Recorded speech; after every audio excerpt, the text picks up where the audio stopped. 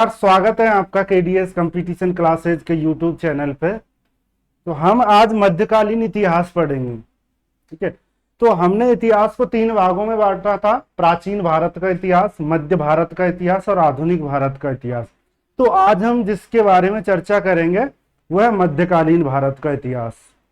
देखो, हमने अभी तक जो पीछे पढ़ा था वो सारा प्राचीन भारत का इतिहास कवर कर लिया है, और हमने जिस तरह से कवर किया है उसको तो रटने की जरूरी नहीं है। यदि हम उसको एक बार सही से समझ लेते हैं तो उसको सीरीज वाइज हम याद आसानी से रख सकते हैं, उसको रटने की जरूरत नहीं पड़ेगी यदि हमने उसको सही से समझा है तो। ठीक है। तो जो हमने वहां पर पढ़ा था वो किस तरह से पढ़ा था, पहले हमने जो पृथ्वी का उद्भव और मानव कैसे अस्तित्व में आया इसके बारे में पढ़ा था। उसके बाद ताम्र मतलब पाषाण काल पढ़ा था। पाषाण काल के बाद तांबे की खोज हुई तो ताम्र पाषाण काल आ जाएगा। ठीक है। फिर तांबे के साथ साथ कांसे की खोज हो जाएगी, कांस्य युगीन सभ्यता आ जाएगी जिसमें हमने सिंधु घाटी सभ्यता के बारे में अध्ययन किया था। फिर उसके बाद जैसे आगे चलेंगे तो वैदिक काल आ जाएगा। वैदिक काल को भी हमने दो भागों में बांट के पढ़ा था। ठीक है। तो वैदिक काल को ऋग्वैदिक काल और उत्तर वैदिक काल। इसके बाद में जब बड़ा होता जाएगा साम्राज्य तो फिर मौर्य काल आ जाएगा। ठीक है। मौर्य काल के बाद में गुप्त काल आ जाएगा, और गुप्त काल के बाद में, ठीक है, तो जैसे गुप्त काल खत्म होगा उसके बाद में उत्तर गुप्त काल आएगा। उत्तर गुप्त काल के बाद में हमने दक्षिण भारत के बारे में पढ़ा था। दक्षिण भारत के राजवंशों में पाल, प्रतिहार और राष्ट्रकूटों के बारे में हम चर्चा कर चुके हैं। अब पाल, प्रतिहार और राष्ट्रकूटों के बाद से ही फिर हमारा शुरू हो जाता है मध्यकालीन भारत का इतिहास। ठीक है। तो आज हम मध्यकालीन भारत के इतिहास के बारे में चर्चा करेंगे। देखो, क्या हुआ था जब पाल, प्रतिहार और राष्ट्रकूट भारत में थे तो उनमें क्या हुआ था, अस्तित्व की लड़ाई हो रही थी। ठीक है। अस्तित्व की लड़ाई कैसे हो रही थी, जैसे ये है, यहां पे पाल थे, ठीक है, यहां पे प्रतिहार और यहां पे राष्ट्रकूट थे। ठीक है। तो पाल, प्रतिहार और राष्ट्रकूट लड़ रहे थे आपस में एक दूसरे के लिए। ठीक है। किसके लिए लड़ रहे थे? उज्जैन, पाल, प्रतिहार और राष्ट्रकूट। ठीक है। तो ये आपस में जब लड़ेंगे, जब ये आपस में लड़ेंगे तो एक दूसरे से क्या हो जाएगी, इनकी शक्तियां कमजोर हो जाएगी और बाहर वालों को मौका मिल जाएगा किसके लिए, यहां पे आक्रमण करने के लिए या फिर यहां पे सत्ता स्थापित करने के लिए। और यही हुआ, जैसे ये आपस में एक दूसरे से लड़ेंगे, कभी ये इसको हरा देगा, कभी ये इसको हरा देगा। तो जब लड़ेंगे तो आपस में दोनों की शक्ति कमजोर होती है। ऐसा तो नहीं है कि भाई इसको मार दिया तो इसकी शक्ति बढ़ गई, कुछ इसके भी मरेंगे। ठीक है।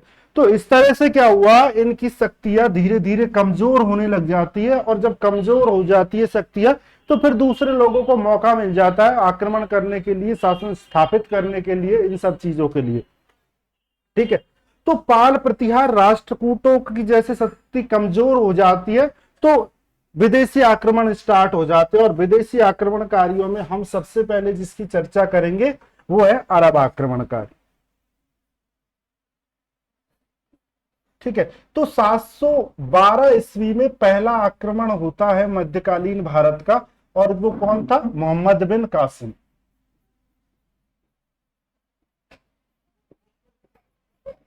मोहम्मद बिन कासिम। अब मोहम्मद बिन कासिम के नेतृत्व में भारत पर आक्रमण करता है, और फिर आता है और लूटपाट करके वो चला जाता है।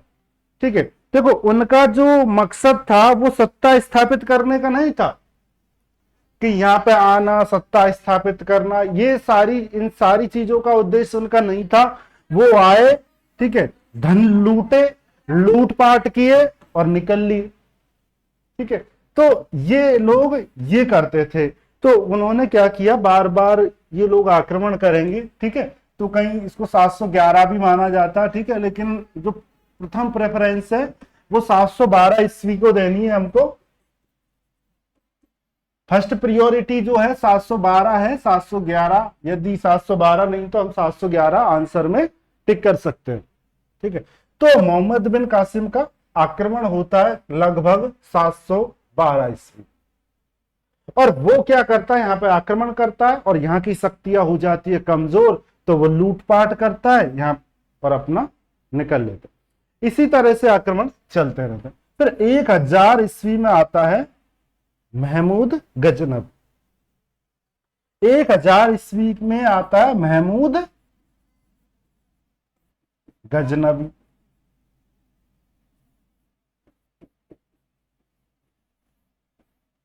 ठीक है, तो ये महमूद गजनवी भी मोहम्मद बिन कासिम की तरह आया, लूटा और निकल लिया। ठीक है, तो आया, लूटपाट की, इकट्ठा किया सब कुछ और चले गए। ठीक है, तो इसके ये देखो, इसके लगभग 300 साल बाद, 712 के 300 साल बाद 1000 ईस्वी। ठीक है, तो 1000 ईस्वी आसानी से याद रह जाएगा कि 1000 ईस्वी में कौन आया था, महमूद गजनवी आया था, इसने लूटपाट की और चले गए। ठीक है, तो ये लोग क्या करते थे, जब इनको धन की जरूरत होती थी, भारत है, शक्ति कमजोर है, सोने की चिड़िया है, ठीक है, वहां पर सब कुछ मिलेगा और लूटो और निकल लो।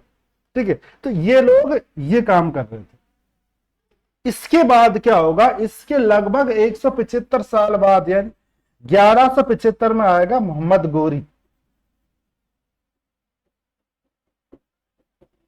ठीक है, तो इसका मकसद भी भारत में सत्ता स्थापित करना नहीं था, लेकिन ये आएगा और जिस जिस क्षेत्र को जीतेगा वहां पे अपने दासों को स्थापित करेगा और फिर निकल जाएगा। ठीक है, तो ये अपने दासों को स्थापित करता जाएगा और निकल जाएगा। तो इन्हीं का एक दास है ऐबक, कुतुबुद्दीन ऐबक, और ऐबक दिल्ली सल्तनत की स्थापना करेगा। दिल्ली सल्तनत की स्थापना करेगा 1206 में। ठीक है, तो यहां पे इसी का एक दास था। ठीक है, किसका, मोहम्मद गोरी का। मोहम्मद गोरी क्या करता है कि जैसे आएगा, तो ये आएगा ना, तो जिस जिस क्षेत्र को जीतेगा, जैसे यहां पे क्षेत्र को जीता, यहां पे क्षेत्र को जीता, ये क्षेत्रों को जैसे जीतता जाएगा, ठीक है, और यहां पे वो अपने दास स्थापित कर देगा। दासों को यहाँ का कि भाई तुमको इसका कार्यभार देख रहा है, तुम संभालो इनको। ठीक है, तो लूटपाट करेगा, दास स्थापित करेगा और निकल जाएगा। ठीक है, तो ये क्या करेगा, जगह जगह अपने दास स्थापित करेगा। ठीक है, तो इन्हीं का एक दास हुआ करता था ऐबक, कुतुबुद्दीन ऐबक। कुतुबुद्दीन ऐबक, और ये दास दिल्ली सल्तनत की स्थापना करेगा।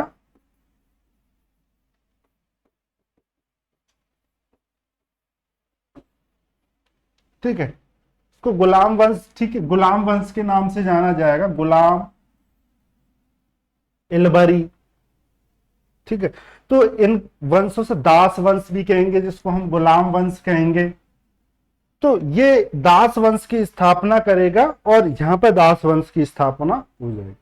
ठीक है, तो ये जो वंश है, यहां पे फिर 4-5 वंश आएंगे,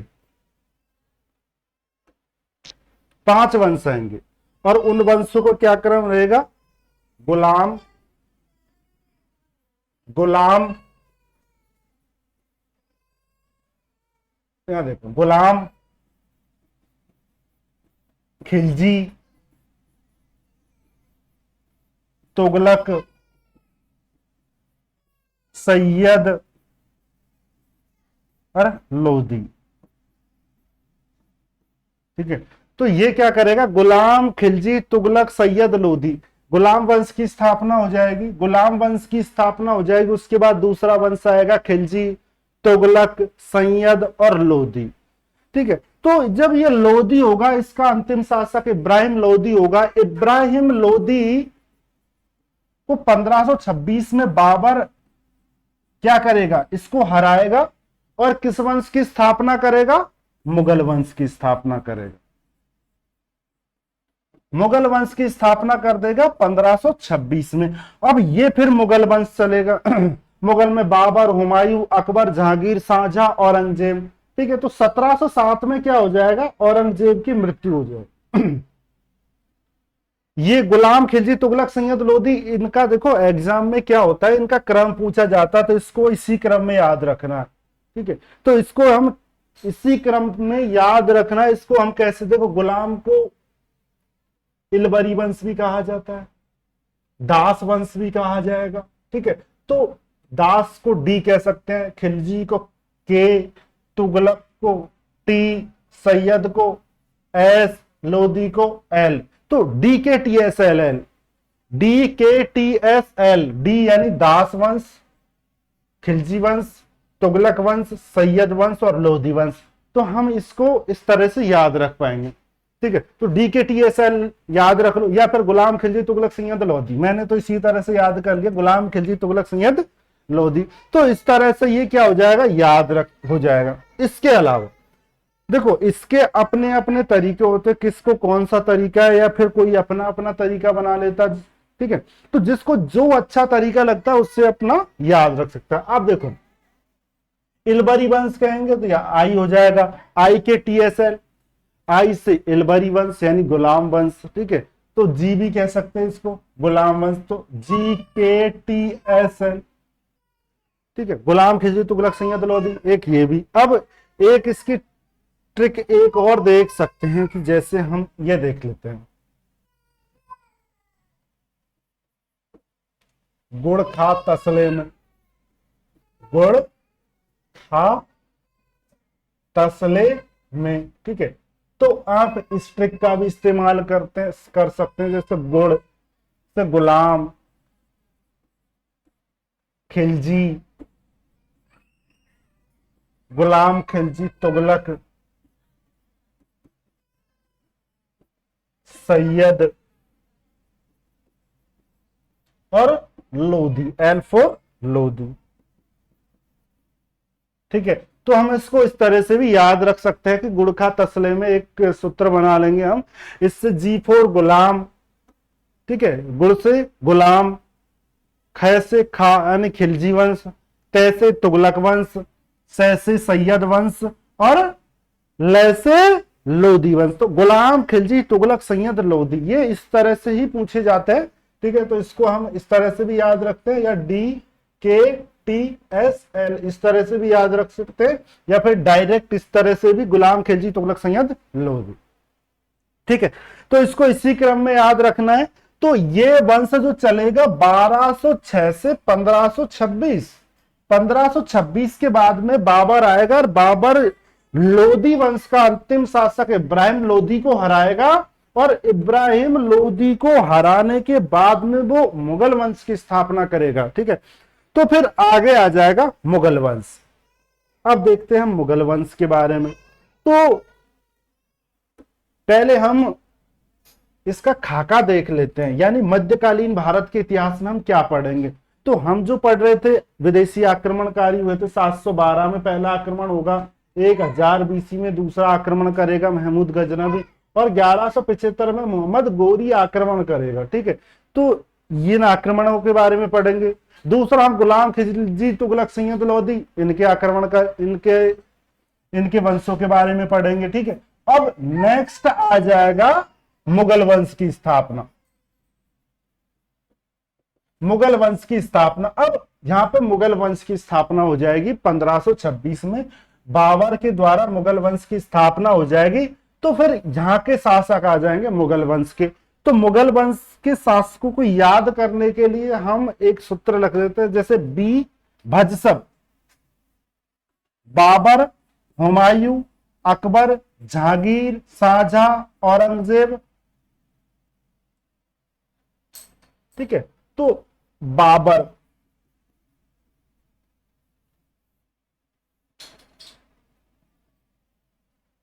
बाबर, BHAJSAB भजसब, बाबर, हुमायूं, अकबर, जहांगीर,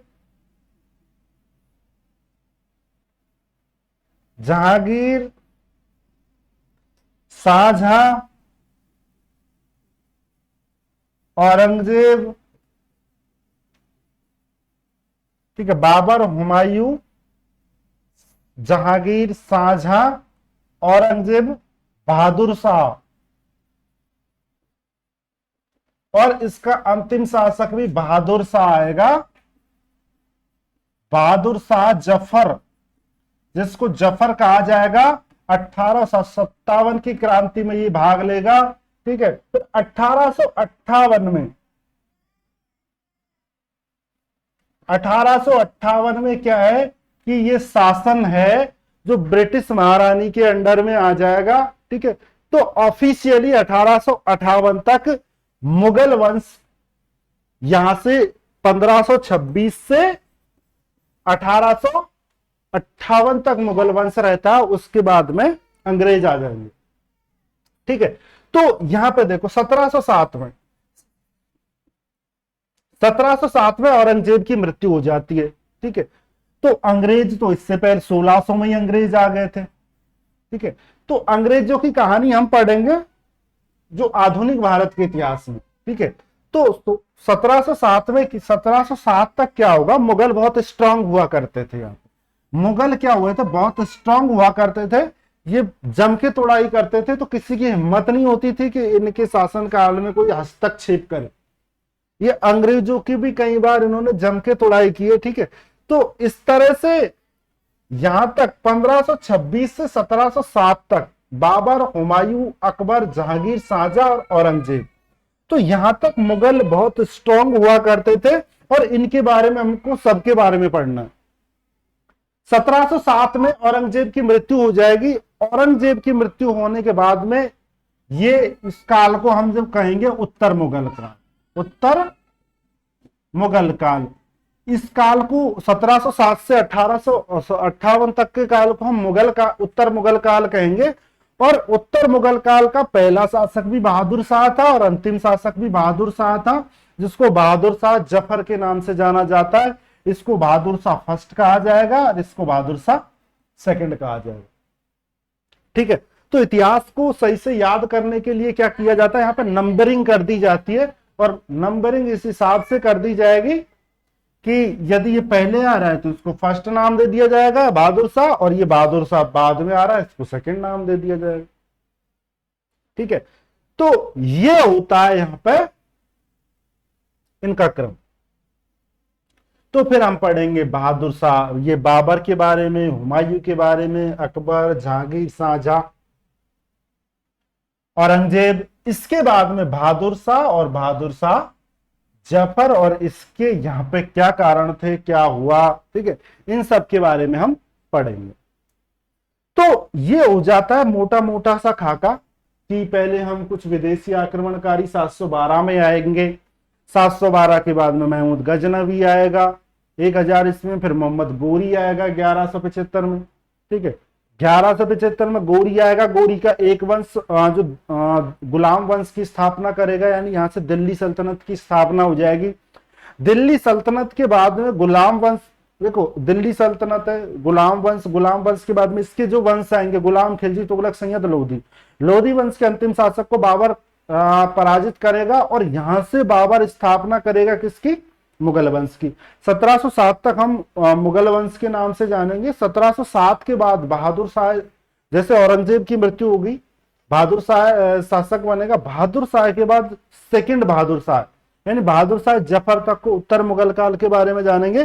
फिर शासन चला जाएगा अंग्रेजों के हाथ में, यानी महारानी विक्टोरिया के हाथ में शासन चला जाएगा। तो ये है मुगल वंश का मतलब, जो मिडिवल इंडिया का जो खाका है वो ये है।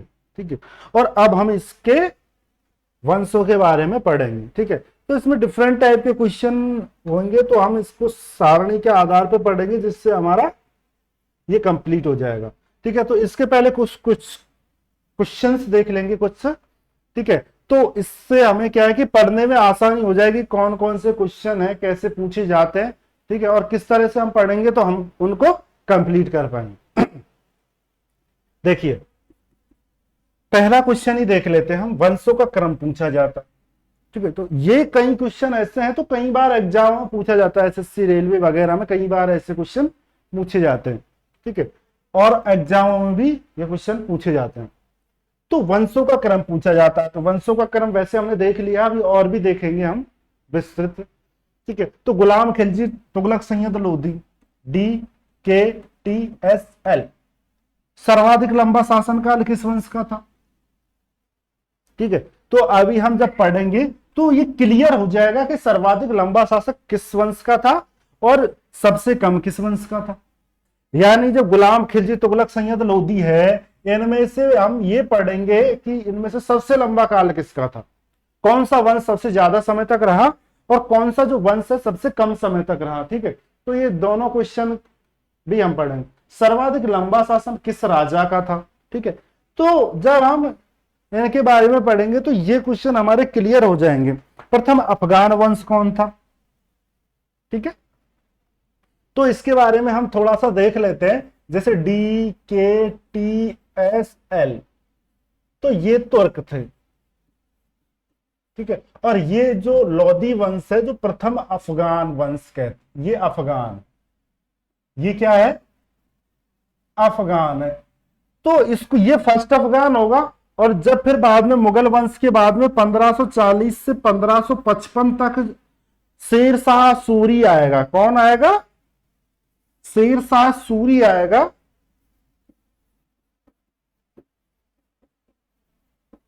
शेर शाह सूरी आएगा और शेर शाह सूरी सेकंड अफगान होगा। ठीक है, शेर शाह सूरी भी क्या होगा? अफगान होगा। तो शेर शाह सूरी वाला जो होगा वो सेकंड अफगान होगा। और प्रथम वंश, जो प्रथम अफगान वंश है वो लोदी वंश है। प्रथम अफगान ये तुर्क रहेंगे। DKTS यानी गुलाम खिलजी तुगलक सैयद, ये क्या थे? तुर्क हुआ करते। तो ये तुर्क थे। और जो ये है जो लोदी वंश, वो अफगान वंश है।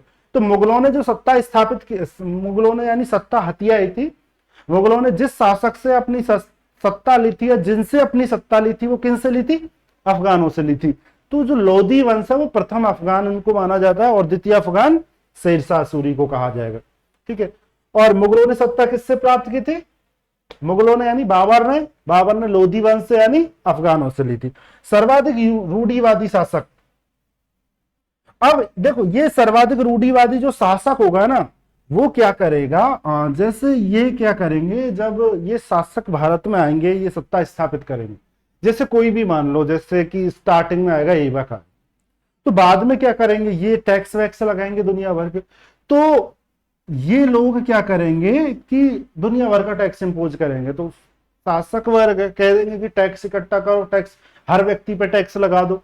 ठीक है, तो बाद में इनके व्यक्ति आके पूछेंगे क्या महिलाओं पे भी टैक्स लगाया जाएगा, जो काम ही नहीं करती? क्या बच्चों पे टैक्स लगा भी दे, जो बुजुर्गों पे टैक्स लगा दे, कि जो काम कि इनको छोड़ दो। ठीक है, तो ये फिर जो कार्य करते हैं या कृषि क्षेत्र में काम करते हैं उन सब पे टैक्स लगा देंगे। अब उसके बाद में क्या होगा कि जैसे ब्राह्मणों का प्रभुत्व था, कि उनका बहुत प्रभुत्व है और पता नहीं, हो सकता है कि वो विद्रोह कर दे। तो जब तक इनकी सत्ता सही से स्थापित नहीं हो पाती है, ठीक है, तो तब तक ये टैक्स फ्री रहेंगे। तो फिर बाद में क्या करेंगे कि ये मुसलमानों को छोड़ के बाकी अदर पे टैक्स लगा देंगे, तो उसको जजिया कहा जाएगा। तो जो जजिया होगा ना, जजिया कर जो लगाया जाएगा, यानी मुस्लिम जो, जैसे ये थे मुगल जो थे कि ये मुस्लिम वंश के शासक थे, तो ये मुसलमानों को छोड़ करके अदर पे टैक्स लगा देंगे, उसको जजिया कहा जाएगा। अब जजिया के बारे में क्या होगा कि ऐसे कोई रूढ़िवादी शासक आएंगे तो ब्राह्मणों पे भी टैक्स लगा देंगे, जजिया वाला टैक्स लगा देंगे। तो फिर जो रूढ़िवादी होगा वही शासक जजिया कर लगाएगा। ठीक है, तो जो प्रथम रूढ़िवादी शासक हुआ करता था वो, अब इसके बारे में हम पढ़ेंगे, तो वो क्या करेगा? जजिया कर लगा।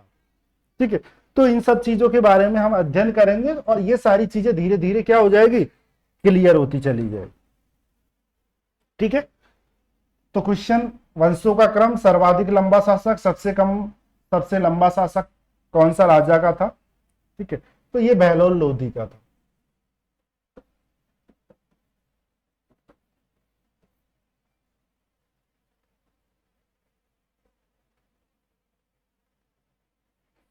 प्रथम अफगान वंश कौन था? ये भी हमने देख लिया, मुगलों ने किससे स्थापित की थी सत्ता, और सर्वाधिक रूढ़िवादी शासक। ठीक है, तो अभी इनके बारे में हम देखेंगे। पहले हम इनके वंशों के बारे में देखते हैं।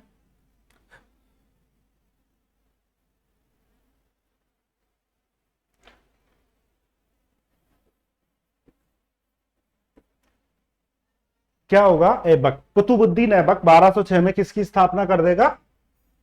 दिल्ली सल्तनत। ठीक है, यहां से दिल्ली सल्तनत स्टार्ट हो जाएगा और दिल्ली सल्तनत का पहला शासक, पहला जो वंश होगा वो दास वंश होगा। अब इसी को मामलूक वंश भी कहा जाएगा, इसी को इलबरी वंश भी कहा जाएगा। ये प्रारंभिक तुर्क थे, क्या थे, ये तुर्क थे। तो ठीक है, तो दास वंश, मामलूक वंश और इलबरी वंश इनका नाम, और ये प्रारंभिक तुर्क वंश भी कह सकते हैं इसको। ठीक है, तो ये इनका नाम हो जाएगा कौन सा, दास, मामलूक, इलबरी और प्रारंभिक तुर्क। तो पहला वंश ये हो जाएगा कौन सा, दास वंश, मामलूक वंश या तुर्क वंश, एक ही वंश का नाम। अब देखते हैं इनका समय क्या होता है। 1206 में स्थापित होगा, 1206 से 1290 यानी 84 वर्ष तक इनका शासन रहेगा। यानी जो दास वंश है, दास वंश का जो शासन रहेगा कितने साल तक रहेगा, 84 साल तक दास वंश का शासन रहेगा।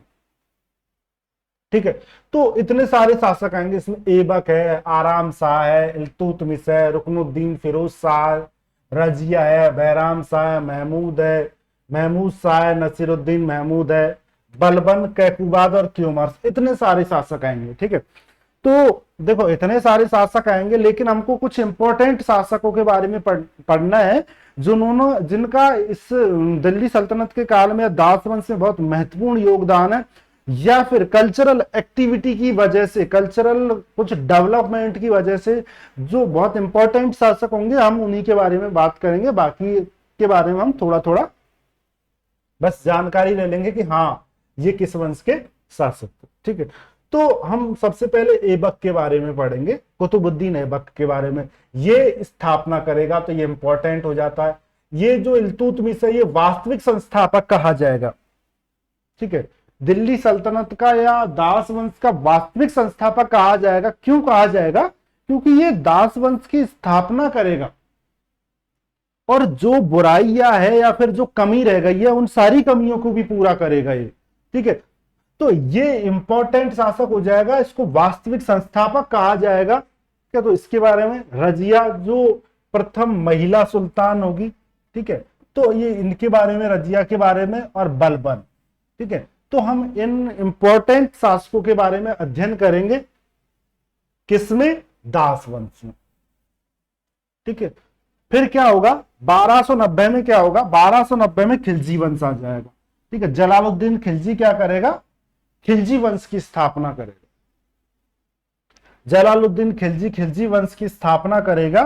फिर आ जाएगा अलाउद्दीन खिलजी और मुबारक शाह खिलजी। ठीक है, तो J for Jalaluddin, A for Alauddin और एम फॉर मुबारक शाह खिलजी। तो इसको याद करेंगे। जाम किस वंश के शासक है, खिलजी वंश के शासक है। किस वंश के, खिलजी वंश के। खिलजी वंश कब तक रहेगा, 1320 तक रहेगा, 30 वर्ष। ठीक है, तो जब हम ये भी क्वेश्चन पढ़ रहे थे तो हमने देखा कि सबसे कम कौन सा रहेगा, तो ये 30 वर्ष का ही टाइम पीरियड है जो सबसे कम किसी वंश का रहेगा पांचों वंशों में, दिल्ली सल्तनत में से। तो खिलजी वंश का जो शासक, खिलजी वंश का जो शासन काल है वो सबसे कम समय के लिए रहेगा। ठीक है, यानी 30 वर्ष तक इनका शासन रहेगा खिलजी वंश का। ठीक है, तो ये सबसे कम वंश का रहेगा, शासक है इसके JAM, जलालुद्दीन, अलाउद्दीन और मुबारक शाह खिलजी। तो 3 शासकों के बारे में इसमें हम अध्ययन करेंगे।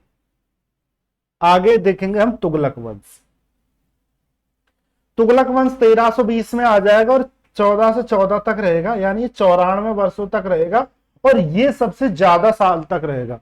ठीक है, प्रथम वंश 84, द्वितीय वंश जो रहेगा यानी खिलजी वंश जो 30 साल तक रहेगा, ये सबसे कम समय के लिए रहेगा। और फिर आ जाएगा तुगलक वंश। तो तुगलक वंश क्या करेगा, तुगलक वंश रहेगा 94 वर्ष तक, 1320 से 1414 तक। पर इसके जो शासक रहेगा गयासुद्दीन तुगलक जी, मोहम्मद बिन तुगलक एम और फिरोज शाह तुगलक। ठीक है, तो ये 3 शासकों के बारे में हम अध्ययन करेंगे। और FST फिरोज शाह तुगलक ये सबसे रूढ़िवादी शासक रहेगा और ये ही ब्राह्मणों पे जजिया कर लगाएगा। पहली बार ब्राह्मणों पे जजिया कर लगाएगा। कौन लगाएगा? जो सबसे रूढ़िवादी शासक होगा वो लगाएगा। ठीक है, तो फिरोज शाह तुगलक सबसे रूढ़िवादी शासक रहेगा। ये क्या लगाएगा? ये जजिया कर लगाएगा ब्राह्मणों पे। ठीक है, फिर कोई शासक आएगा जो हटा देगा जजिया कर, फिर कोई दोबारा से लगा देगा, फिर कोई दोबारा से हटा देगा। ठीक है, तो ये क्रम चलता रहेगा, लेकिन पहली बार जो लगाने का काम करेगा वो फिरोज शाह तुगलक करेगा। ठीक है, तो तुगलक वंश है। तुगलक वंश क्या है? तुगलक वंश का जो टाइम पीरियड है वो सबसे ज्यादा टाइम तक रहेगा तुगलक वंश। तुगलक वंश क्या रहेगा? सबसे ज्यादा समय तक तुगलक वंश शासन करेगा दिल्ली सल्तनत काल। ठीक है, सबसे कम समय तक खिलजी वंश। ठीक है, इसके बाद में हम देखेंगे नेक्स्ट वंश। कौन सा आ जाएगा? सैयद वंश। अब गुलाम खिलजी तुगलक सैयद ये तुर्क थे। ये यहां तक तुर्क है और ये है अफगान। ठीक है, और ये है तुर्क। तो गुलाम खिलजी तुगलक सैयद ये तुर्क रहेंगे। फिर आ जाएगा 14 से सैयद वंश। और सैयद वंश में हमें खिलजी खां के बारे में पढ़ना है, जिन्होंने सैयद वंश की स्थापना की थी। और 37 वर्ष तक इसका जो सैयद वंश का शासनकाल रहेगा। ठीक है, तो इसमें जो इंपॉर्टेंट शासक है वो खिलजी खां ही है, जिन्होंने इसकी स्थापना की थी। ठीक है, इतना कोई कल्चरल एक्टिविटी इसमें हुई नहीं है। तो ये 14 से 51 तक रहेगा, 37 वर्ष तक। और हमने देखा कि 30 साल तक इससे भी कम खिलजी वंश रहा था, तो सबसे कम खिलजी वंश का शासनकाल है। अब आ जाता है लोधी वंश। लोधी वंश 1451 से 1526 तक रहेगा, 75 वर्ष तक। 1451 से 1526 तक रहेगा कौन सा वंश? लोधी वंश। और जो लोधी वंश के जो शासक है बहलोल लोधी, सिकंदर लोधी और इब्राहिम लोधी। बहलोल लोधी, सिकंदर लोधी और इब्राहिम लोधी 3 शासक है लोधी वंश में। और ऐसा कौन सा राजा है? बहलोल लोधी ऐसा राजा है जो 38 वर्ष तक शासन करेगा। तो सबसे ज्यादा समय तक जो दिल्ली सल्तनत का राजा रहने वाला कौन सा शासक होगा? बहलोल लोधी, सबसे ज्यादा समय तक। सबसे ज्यादा समय तक दिल्ली सल्तनत का